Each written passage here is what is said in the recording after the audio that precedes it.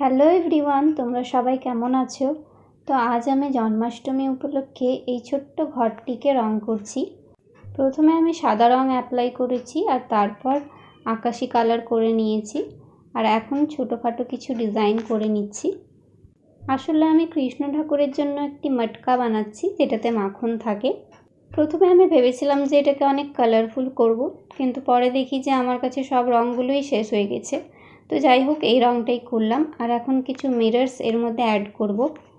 এই মিররগুলো দিয়ে আগে কখনো কিছু বানানো হয়নি, তো আজ সুযোগ পেলাম, তো ভাবলাম যে এই মটকাটিই বানাই।